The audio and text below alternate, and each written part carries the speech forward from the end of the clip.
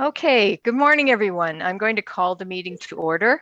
At this time, I'd like to remind council and municipal staff that this meeting is being live streamed to the public. All council meetings are also recorded. Recordings will be available to the public on the township's YouTube account. This meeting is held electronically under Bylaw 2020-70 to amend Procedural Bylaw 2018-117 pursuant to Section 238 of the Municipal Act 2001 as amended. I'm going to start with our First Nations land acknowledgement. As we gather today, I'd like to acknowledge on behalf of Council and our community that we are meeting on the traditional territory of the Algonquin people. We would like to thank the Algonquin people and express our respect and support for their rich history. And we are extremely grateful for their many and continued displays of friendship. We also thank all the generations of people who have taken care of this land for thousands of years. And with that, we'll move to the adoption of the agenda. Sue, are there any changes to the agenda? No, Madam Mayor. Okay, thank you. The recommendation is that the regular council meeting agenda for April 19th, 2022 be approved as presented. Could I get a mover, please? Moved by Councillor Poplinski, seconded by Councillor Wilmer. All those in favor? And that's carried. Is there any disclosure of pecuniary interest this morning? None. None here. Okay. All right, I see none. Okay, and with that, oops, I just changed something. Oh, there we go. Good morning, everyone. At the end of March, Mr. Raymond Mask, known by all as Teacup, the longtime facilities supervisor for the Paul J. Yakabuski Community Center, retired from municipal service. Raymond was running the arena and making quality ice long before the township of Madawaska Valley was formed. Generations of kids, teens, parents, and seniors have enjoyed hometown hockey, figure, and public skating because of his efforts and expertise. On behalf of council and staff, I'd like to wish Raymond a very happy retirement and a relaxing life on the farm. At the end of April, Mr. Silas Lorbetsky, the manager of planning, development, and licensing, will also be retiring. Silas started his municipal career with the former township of Sherwood, Jones, and Burns. After amalgamation, his work experience, local knowledge, and expertise made him the ideal person to lead planning services for the new municipality.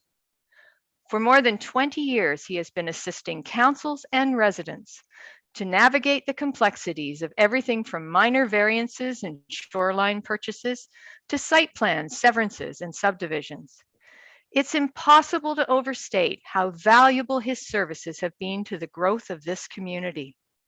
On behalf of council and staff, I would like to wish Silas the very best in his retirement and hope it brings the opportunity to fill his time with family, friends, and the things he enjoys. It is worth noting that together, these two retirements represent a loss of around 60 years of historical knowledge, experience, and wisdom that will not be easily replaced. We wish them all the best in their future adventures and endeavors. Thank you.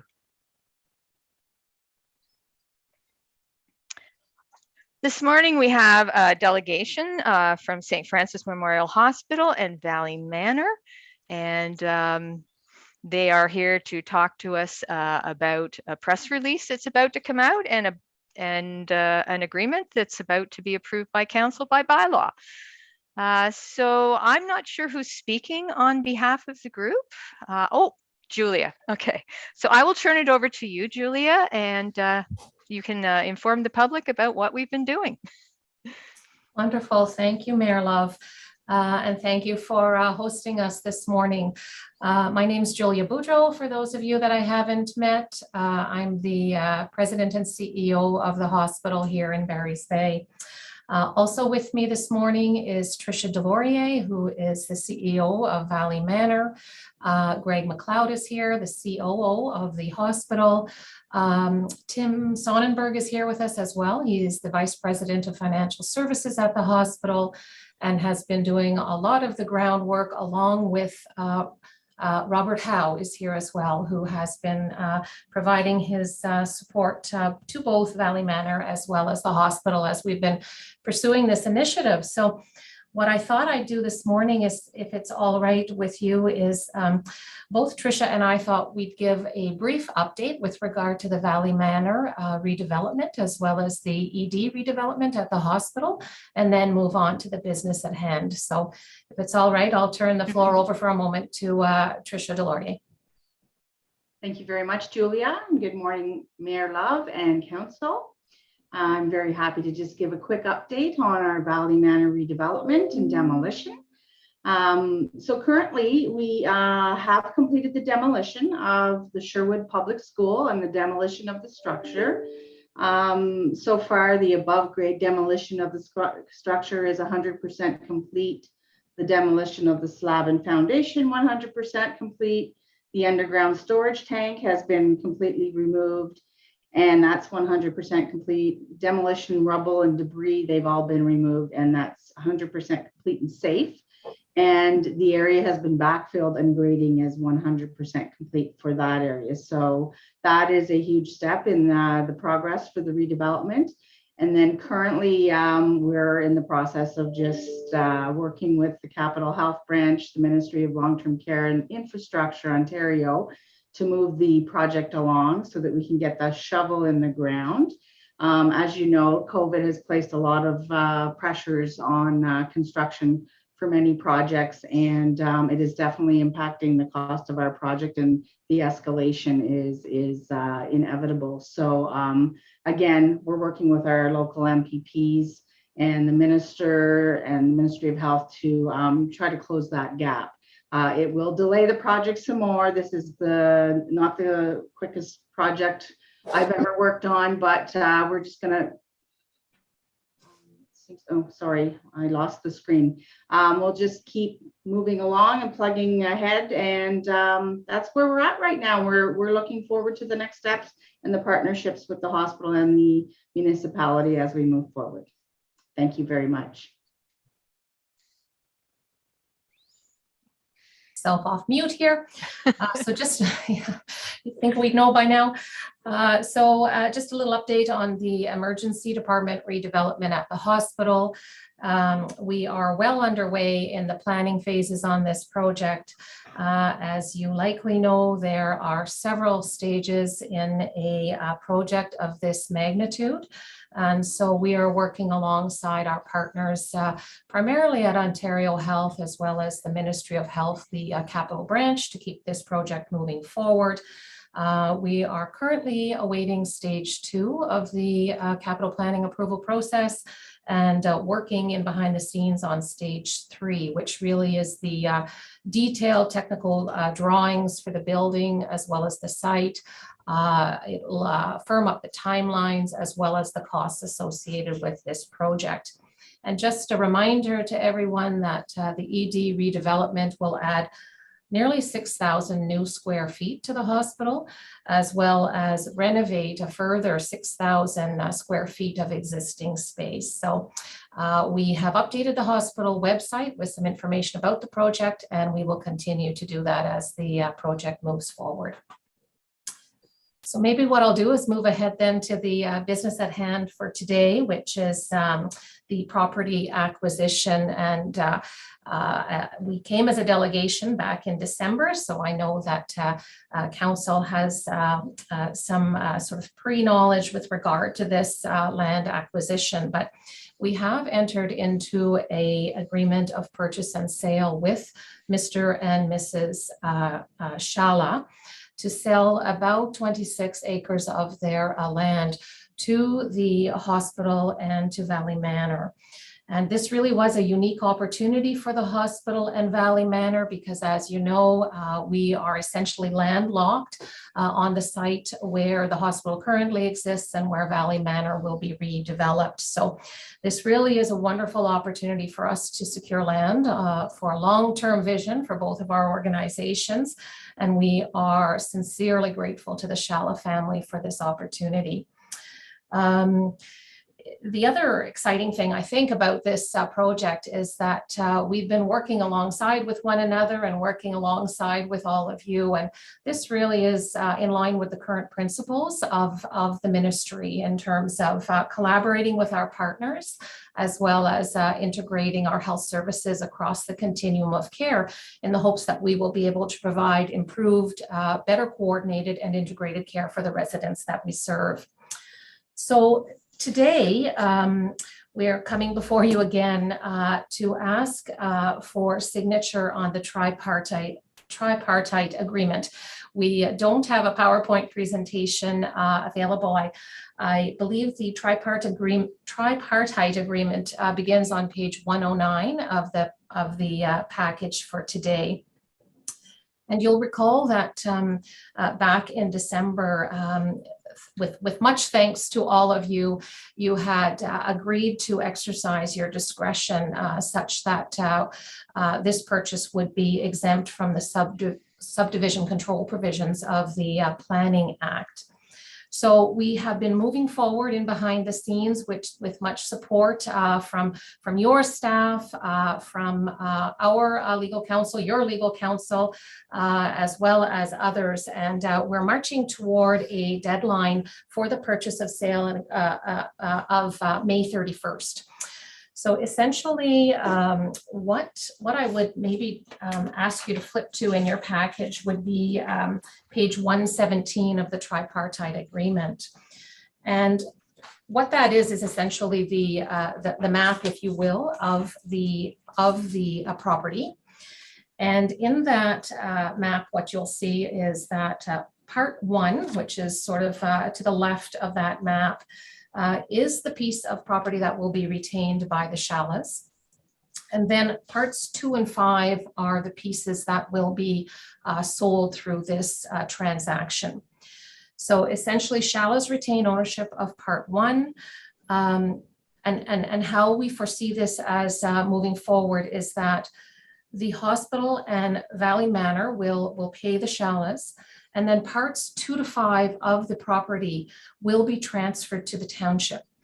The township will then accept the transfer of parts 2 to 5, and under the tripartite agreement, parts 3 and 4 would remain in the possession of the township, and parts 2 and 5 would then be transferred to Valley Manor and the hospital.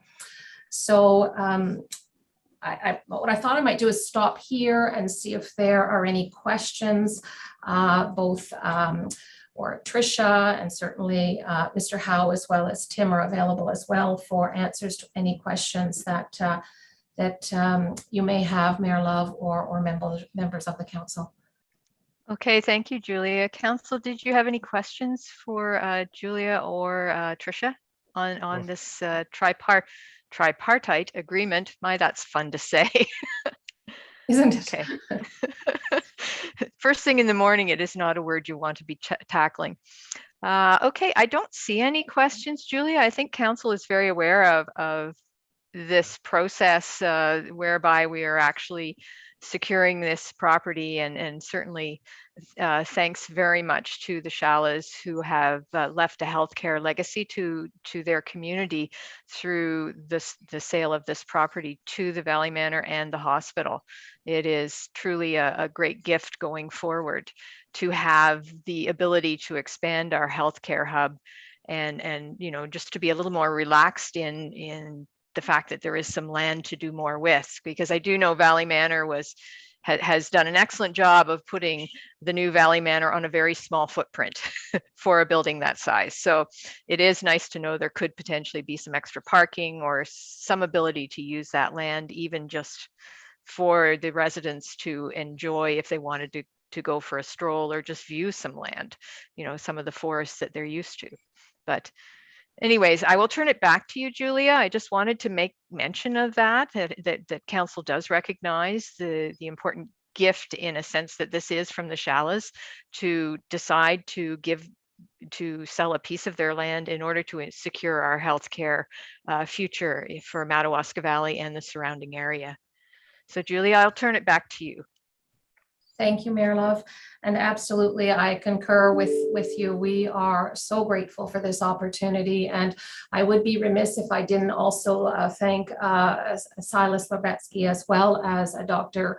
Sobolski. I believe that they have been working on this venture before my time as CEO at the hospital. And so thank you as well to them, as well as to the entire team that's been working on this. But as you've expressed so eloquently, particular thanks to the Shalas, because as you've said, this land will help to secure some property for uses that are in line with the vision of all of our organizations in future. So thank you. And with that, what I thought I might do is read a press release that would be issued following today's meeting.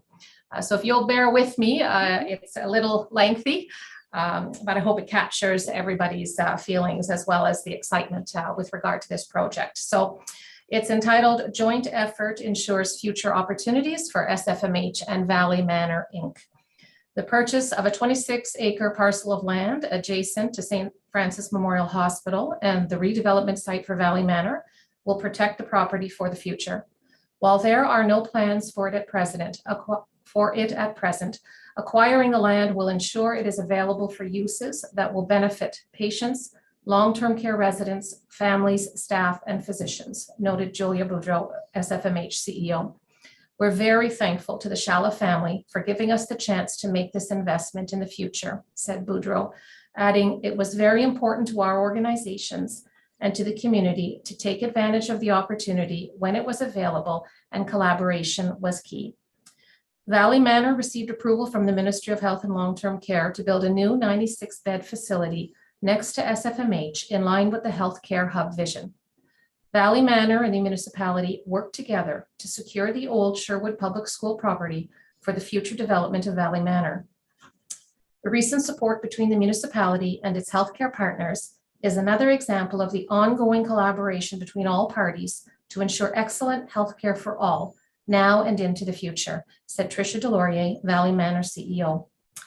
Among the groups involved in making the transaction happen, Council for the Township of Madawaska Valley agreed with the long-term vision and strategy for the future of local healthcare and provided strong support for this initiative and purchase.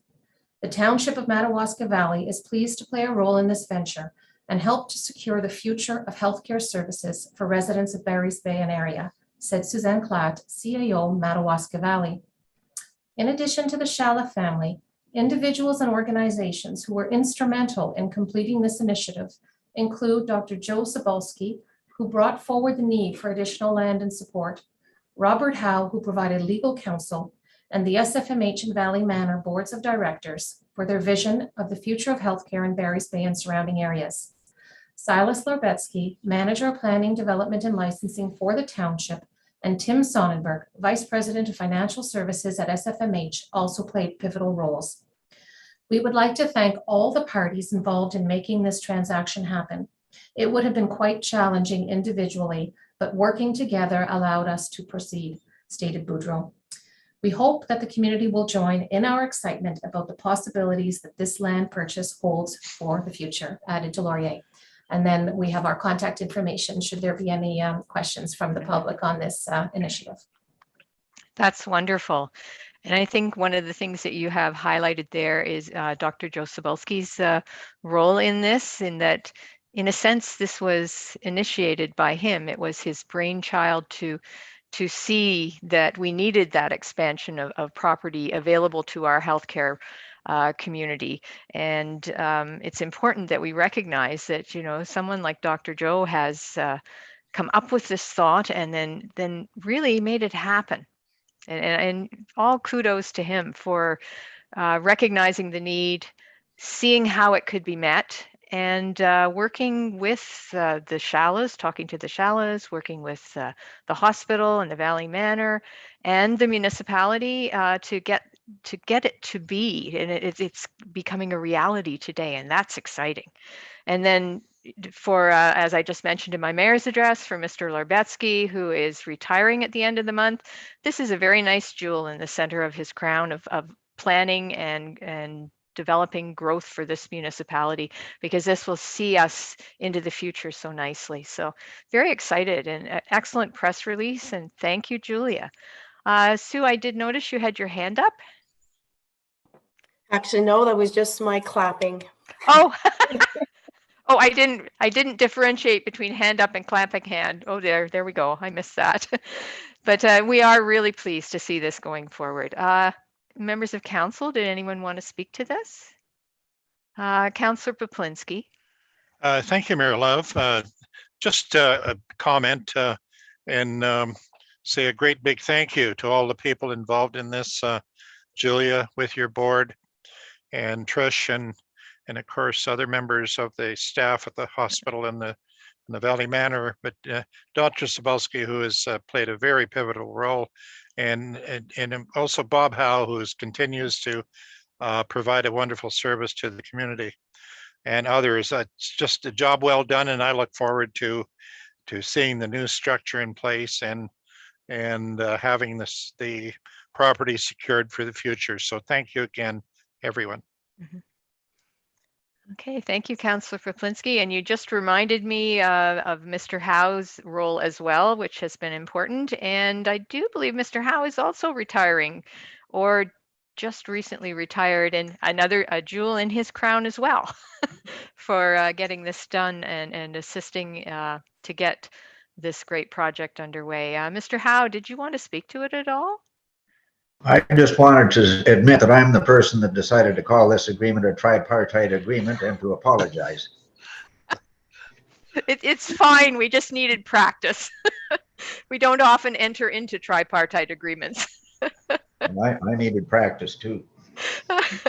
No, excellent job. Thank you so much. And as I say, it's also a jewel in your crown to be truly recognized by our community. This is a great venture going forward, and I'm really looking forward to see how the partners develop the property. A note to the public that although this process enabled us to get the sale completed in a timely manner, there will still be planning that will need to be done as you move forward with decisions about how you want to use the property. So planning still does play a role in it. It's just this particular tripartite agreement allows us to get the sale completed in a timely manner and secure the property for the future. Anyone else wanted to comment? No. Oh, Tricia, go ahead. I'd just like to say that today is an extremely exciting day for healthcare in the Madawaska Valley. And I'd like to just thank each and every person that's worked hard with Julia and I throughout this project to bring it to fruition. We're very excited. Thank you. I think we're all as well excited to see your two projects that you spoke of at the beginning of your delegation, and to see them start to get shovels in the ground and evolve into being. I know I've having seen the drawings of the new Valley Manor, I can't wait. It's going to be fabulous. And I know, Tricia, you will get it built in time for some of us to be able to use it. Yes, absolutely. We're getting up there. We want to know we have a great long-term care home that in our community to serve all of the residents. I share those same feelings. Yes. All right. If there's nothing further, I will thank you all. Thank you, Julia and Tricia and Greg and Mr. Howe and Tim. Tim, who is silent today. Oh, those finance people, right? Tim, I know you're there. Thank you, Mayor Love, but I've got COVID, so I'm trying to stay low if I can. Okay, well, I guarantee you can't spread it on Zoom, but I certainly understand if you want to keep your camera off for that reason.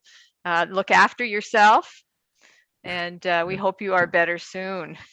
Okay, thank you. Okay, everyone, so thank you very much. We really appreciate this opportunity. And as I say, council will be approving the bylaw so that I may sign the agreement a little bit later in our meeting. So thank you, and everyone have a great day. You too. Oh, Tricia? Yeah, okay. Thank you, Mayor Love. Hi, everyone. Thank you all. Thank you. Okay, we'll give them a second because they don't have to stay for the rest of our meeting. There we go. I think we're down to the people that we need for the next section. All right. So our next delegation is our treasurer, Amanda Hutter, who's going to do the 2022 budget presentation. Amanda, good morning. Good morning, everyone.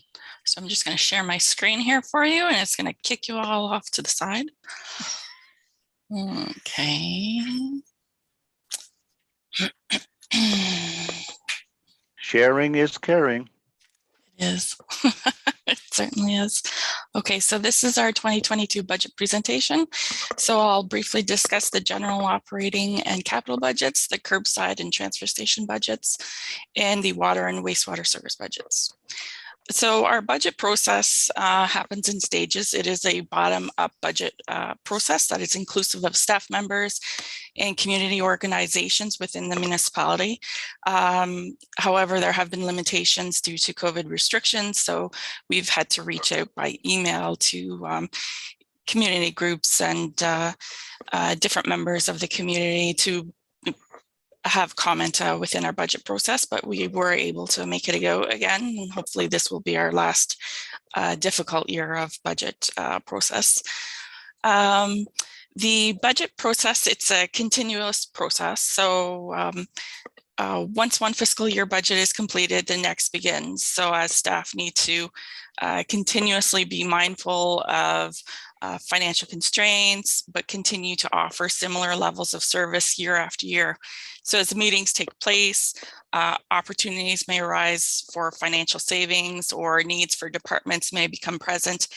And in that sense, staff and council need to weigh the needs of the department and the timing of those budget requirements. So throughout the year, once this budget is over, then we will start with the next one. We'll take notes and make sure that we are cognizant of needs that may arise that could not be financially dealt with within this budget year, but may be addressed in the future budget years. So beginning at the beginning of 2021, we had multiple planning projects, which were either continuations or just started. With our asset management planning, our building condition assessments, and our service delivery review. And all of these helped us within to identify capital and operating costs that may need to be addressed for 2022. Beginning in October and through to November and December, department heads were asked to prepare for budget meetings by preparing to identify capital projects, needs, and source costs, and identify changes in operating budgets such as staffing, internet, or maintenance needs of facilities. So staff department heads were asked to ensure that they begin to identify 5 to 10 year capital projects so that we can plan for future capital programs to develop a 10-year capital program. Sorry. In March of 2022, the draft budgets were presented for municipal operating and capital, water and wastewater, curbside and transfer stations, and all were approved with minor changes to the municipal budget. On April 5th of 2022, the water service and wastewater service budgets, the curbside and transfer station area rate budgets were bylaws were presented and approved. So we are just doing the final one is our municipal budget. Okay, so the municipal budget summary for 2021 versus 2022. So this is just a summation of the overall general detail of our budget that we go through in the draft portion. And the detail will be attached to the bylaw for those that are interested in seeing where the money is spent line by line. So as you can see, total expenditures budget year to budget year, overall increase of 22%. This is as a result of our parks, recreation, and facilities increase. As you can see, the facilities budget has increased by 176%, and that is due to mainly our significant capital project program. So the municipal budget summary. What we do is we take all of our revenues and then add up our PIL revenues, our OMPF revenues, and subtract it from our total expenditures. And that brings us to what we require for taxation, which is $4,276,790.23. So the revenues include grant funding. So there's ISIP funding that we typically receive. We have to apply for modernization funding, different grants that we receive for applied capital projects. Also from reserves and reserve funds, and those are included in this total revenues line. Sorry. Okay. So the budget approval. So when I put in the number of 4,276,790 into our OPTA program, which is the Ontario Property Tax Analysis website, and it's a site administered by the Ministry of Finance, where all upper, lower, and single-tier municipalities, as well as school boards and MPAC, must report their tax data based on our levy requirement. The need was 2.2%. So the levy requirement is the amount required from taxation for the municipal budget after all revenues, fees, service charges, grants, and funds transfers have been recorded. Then we have our current value assessment changes from 2021 to 2022. And MPAC has reported that we will have assessment growth of 1.08%. So this CVA change, or current value assessment change, it's a result of growth recorded over the year from new construction, property value appeals, renovations. So if you've had a change to your property that you have triggered, you might see your assessment increase, or you might see your assessment decrease. You could have some property value appeals that have decreased your assessment, or demolitions that will also decrease your assessment. So not every assessed property will see this 1.08% increase. So if we add up our levy requirement and our assessment change, there is a potential tax increase to the ratepayer of 3.28%. But this is this potential increase for residential properties only if you have experienced increase to assessment as a result of growth to the property. So there is also potential for a decrease. Not everybody will experience this growth. So this is just a breakdown of all of our capital projects by departments. So within the operations department, we have our gravel resurfacing of various roads to McPhee's Bay Road, Finch Road, and Babinski Road. We have our Wolowski Drive construction, Island Lane construction, the connecting link construction, and that is a grant application. So we are still waiting on the decision on whether we will receive that connecting link funding. If we do not receive the connecting link funding, this construction project will not advance. There's also proposed work for Dam Lake and Stan Olszewski roads, miscellaneous paving, which is double surface treatment for Shannon House Road, Parcher Road, and Chippewa Road. And these roads only have a certain length that will be addressed. And so I would encourage those that are curious to look at the detailed budget to identify the length that is going to be addressed for that. We're also starting our sand dome construction preparation. So that is a carryover from 2021. Due to COVID constraints, we were not able to start that. But we have increased the funding for it to ensure that we get this going for 2023 construction build. So there's a lot of site prep that needs to be done. We've also identified that Mintha Street and Airport Road culverts need to be addressed. New culverts potentially need to be installed on Mintha Street. And then there's an Airport Road culvert that needs to be addressed immediately. There's also a proposal for a pickup truck, which will replace equipment number 62 through our asset management planning. An SUV for the building, fire, and bylaw departments, so a shared vehicle for those protection services. A sidewalk plow and sidewalk repairs are also being presented for $20,000, and that will be on Siberia Road. And that will be in conjunction with the County of Renfrew's planned construction. Within the general government, we have a service delivery review, which was a 2021 carryover. So that will hit our financial statement for 2022. Therefore, I had to put that in, even though the service delivery review has been completed. Asset management planning, that is almost complete, and we have decided to finance that over 5 years at $10,000 every year. And the funding for that is coming from our modernization funding that we received in 2019. There's also a modernization program grant that we were successful in receiving this year. It's called MMP3, and that has to do with council chambers and digital records. So the bulk of this funding will be for digitization of many of our building and septic records.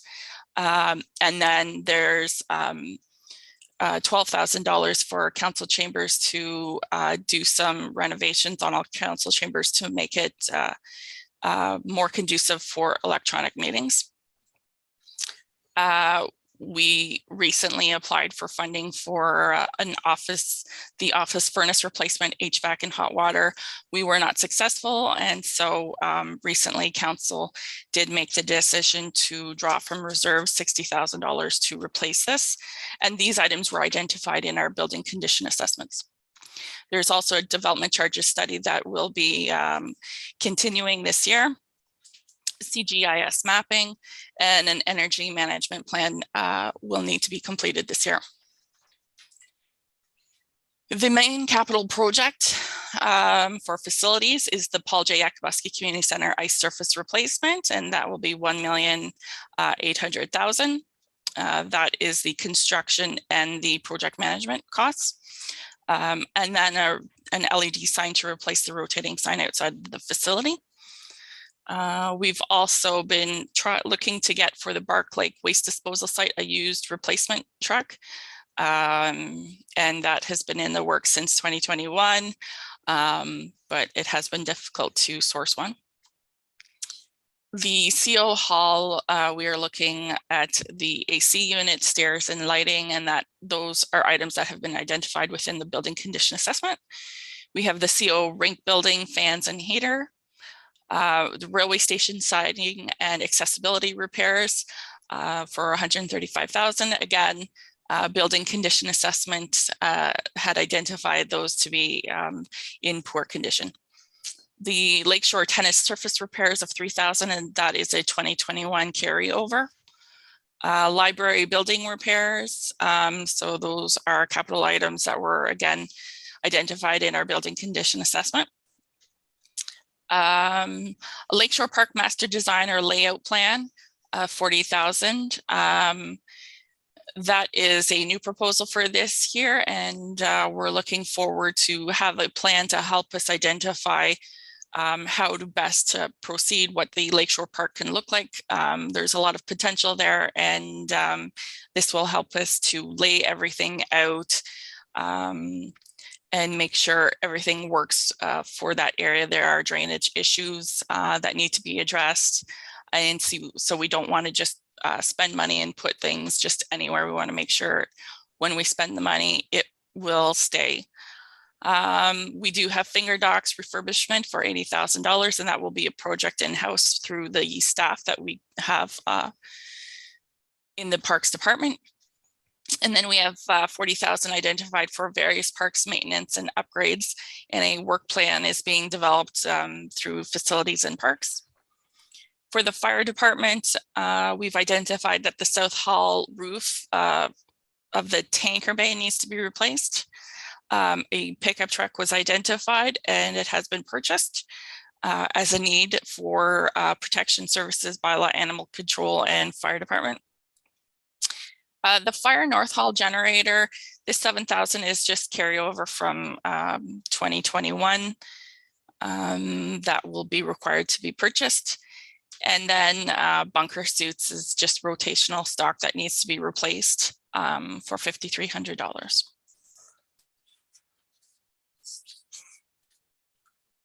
Okay, so what does this look like? So breakdown of your tax billing based on $100,000 of residential assessment. So in the 2021 tax year, municipal taxes would have been $526.92.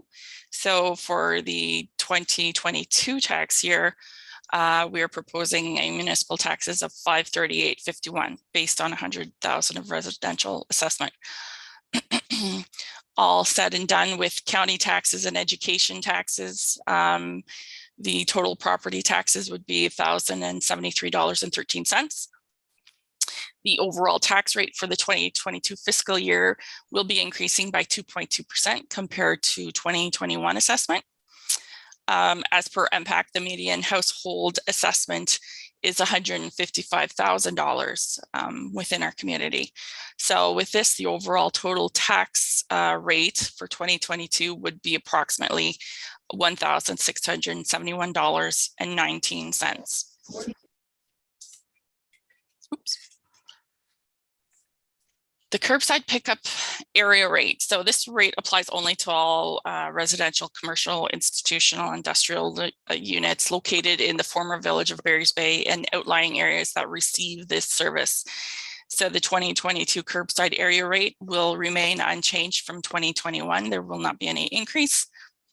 However, there was one change within the rates. We did, following an ad hoc committee, we did propose and approve a new rate, the small industrial, commercial, and institutional single stream charge, which is 50% of the small industrial, commercial, and institutional charge.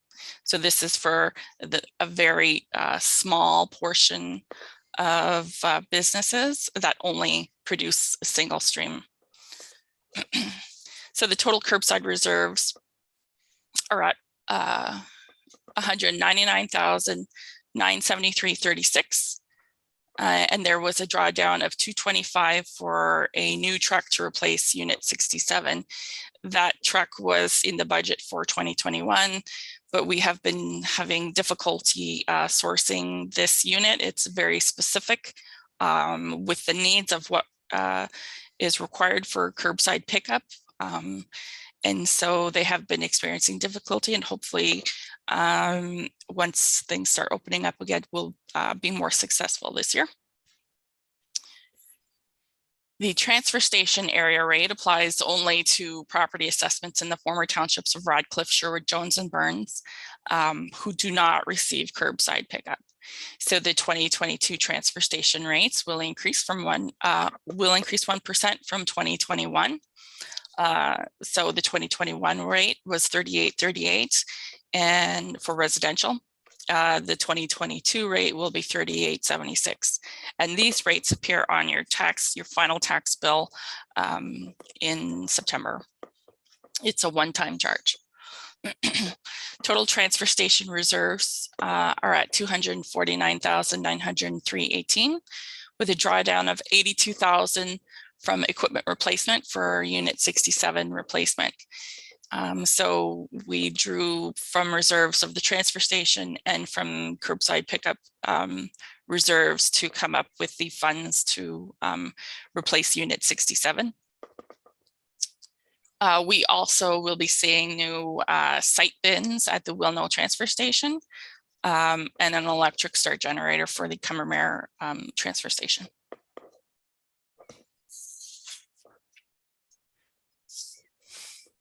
The water and wastewater rates for the users of the system within the village. The 2022 municipal drinking water system, there will be a 2% increase per cubic meter, $4.86 per cubic meter, or $2.90 per 15. That doesn't seem right. That is not right. $4 and yes. Isn't it 72.90? This is Yes. 7 just missing? I think I missed the 7 here. Okay. Oh, sorry. $72.90 per 15 cubic meter, which is a quarterly minimum. So this is a 9-cent increase from 2021 rate. And the total water system reserves are at 712,108. The total in the water system development charges reserve fund is 31,329.55, and those funds are very specific on what we can spend them for, and we have not been able to identify any capital programs yet to utilize those funds for. The 2022 municipal wastewater treatment system will see a 2% increase per cubic meter. So that will be $5.21 per cubic meter, or $78.15 per 15 cubic meter quarterly minimum. This is a 10-cent increase from the 2021 rate. And the total wastewater system reserves are at $678,458. So the rates that have been proposed with this 2% increase, they align with the recommended rate increase based on the 2020 water and wastewater rate study and financial analysis.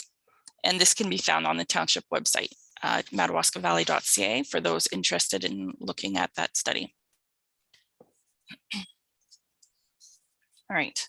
So the water and wastewater capital projects that have been identified for the water system are a standpipe and tower rehabilitation, the hydrant and water main repairs, process monitoring upgrades, distribution parts, high lift pump, low lift pump, and backwash pump rebuilds, and electrical instrumentation and controls. For the wastewater system, the SBR platforms will need to be purchased. Sewage pumping station repairs, infiltration and inflow study assessments, and station cleaning and power flushing. So the Township of Madawaska Valley has obligatory and discretionary reserves, deferred revenues, and surplus accounts, which it utilizes for revenues to offset the expenditures within the municipal budgets. The township continues to be mindful of preservation of reserve funds for anticipated future capital costs. So as a result of condition assessments, asset management plans, studies, staff have begun to work on a 10-year capital plan.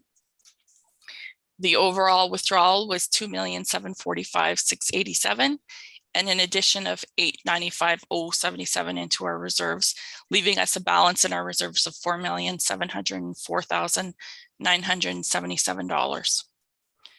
So that completes the presentation. If there are any questions for council. Thank you, Amanda. Amanda, could you just explain how we're financing the renovation work to the ice plant at the arena? So what we are doing is we have noticed that there are large reserves within our leachate reserve for the waste disposal site. And let me just identify it here.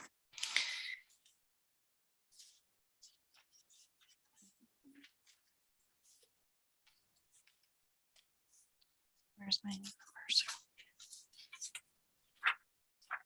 So what we're doing is we're drawing from internal reserves from another department that has the money in their reserves to be able to afford the time away from it that we know will not be utilized anytime in the near future.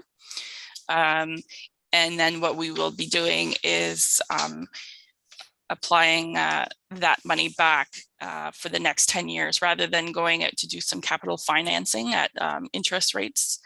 What we will be doing is then just applying interest rates to those lost revenues from that department, so that the money is still there. It's taxpayers' dollars that have contributed to the reserves being built for those specific items. But we are utilizing them for another project within another department, which is acceptable within the municipal world. We just choose, for ease of purpose, to identify specific reserves when we're doing our budgets, and identifying reserve funds to go to those specific reserves for each department. And it just makes it easier for the department managers to see what they have when they're trying to identify what capital that they need for the budget year. So we are borrowing, essentially one department is borrowing from another department with a promise to repay it over 10 years. Okay, thank you. That's exactly what I wanted people to understand. So instead of going out and getting a loan and paying someone else interest, the municipality is borrowing from itself in order to finance the project. And we will be paying that back into the reserves along with interest. Correct. So this was a decision of council, and it seems to be working out quite well. We're able to manage it because our reserves in certain departments, as you said, are of a sufficient level that they are able to do this, the money not being needed for an extended period of time. That's right. And if 5 years down the road that we identify that maybe those reserves are needed, then at that time we can go ahead and apply for a debenture to finish off that capital. Right. But in the interim, we're going to go along this way and be paying ourselves. Yes, it allows us to save that money that we would pay to for interest to a bank. Right. Does council have any questions for Amanda? Okay. No, I don't see anything. Amanda, that was a great job. And I know the budget is in our package. The bylaw is there for us to approve.